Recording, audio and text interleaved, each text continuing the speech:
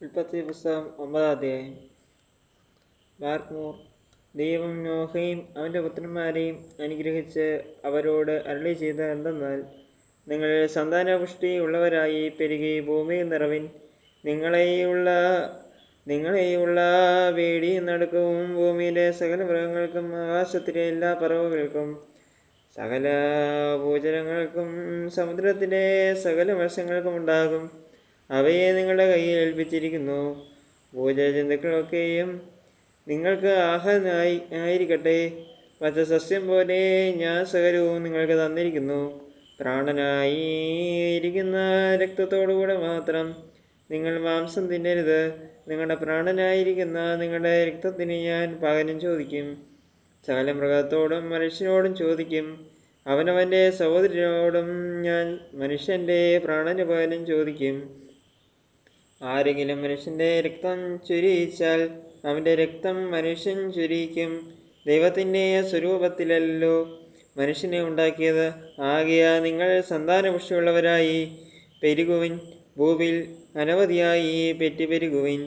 ദൈവം പിന്നെയും നോഹയെയും അവൻ്റെ പുത്രന്മാരെ അരുളി ചെയ്തത്, ഞാനിതാ നിങ്ങളോടും നിങ്ങളുടെ സന്തതിയോടും ഭൂമി നിങ്ങളോടുകൂടെയുള്ള പക്ഷികളും കന്നുകാലികളും കാട്ടുമൃഗങ്ങളായ സകല ജീവജന്തുക്കളോടും പെട്ടകത്തിൽ നിന്ന് പുറപ്പെട്ട സകലവുമായി ഭൂമിയിലെ സകല മൃഗങ്ങളോടും ഒരേ നിയമം ചെയ്യുന്നു.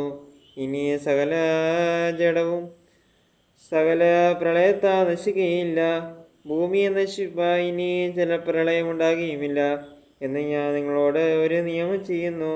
പിന്നെയും ദൈവം അരുളി ചെയ്തത്, ഞാനും നിങ്ങളോടുകൂടെയുള്ള സകല ജീവജന്തുക്കളും തമ്മിൽ തലമുറയോളം സദാകാലത്തേക്കും ചെയ്യുന്ന നിയമത്തിൻ്റെ അടയാളമാവിത്.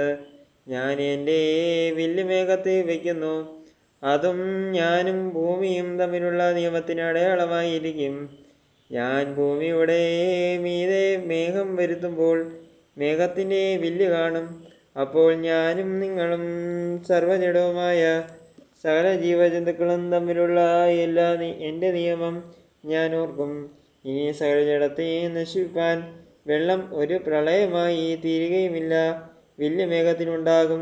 ദൈവവും ഭൂമിയിലെ സർവ്വജഡവുമായ സകല ജീവികളും തമ്മിൽ എന്നേക്കുമുള്ള നിയമം ഓർക്കേണ്ടതിന് ഞാൻ അതിനെ നോക്കും.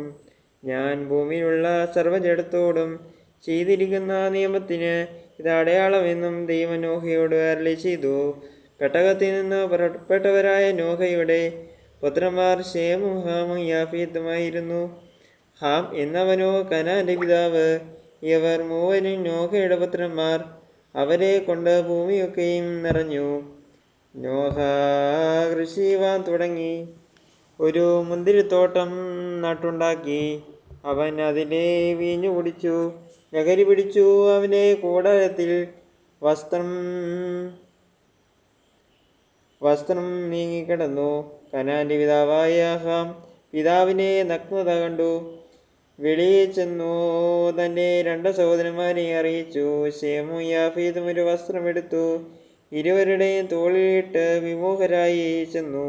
പിതാവിനെ നഗ്നത മറച്ചു. അവരുടെ മുഖം തിരിഞ്ഞിരുന്നതുകൊണ്ട് അവർ പിതാവിൻ്റെ നഗ്നത കണ്ടില്ല. നോഹ ലഹരി വിട്ട് ഉണർന്നപ്പോൾ തൻ്റെ ഇളയ മകൻ ചെയ്തത് അറിഞ്ഞു. അപ്പോൾ അവൻ കനാൻ ശപിക്കപ്പെട്ടവൻ. അവൻ തൻ്റെ സഹോദരന്മാർക്ക് അധമദാസന്മാരായി തീരും എന്ന് പറഞ്ഞു. ശേമിൻ്റെ ദൈവമായ യഹോവ സ്തുതിക്കപ്പെട്ടവൻ. കനാൻ അവരുടെ ദാസനാകും. ദൈവം യാഫേത്തിനെ വർദ്ധിപ്പിക്കട്ടെ. അവൻ ശേമിൻ്റെ കൂടാരങ്ങളിൽ വസിക്കും. കനാൻ അവരുടെ ദാസനാകും എന്ന് പറഞ്ഞു.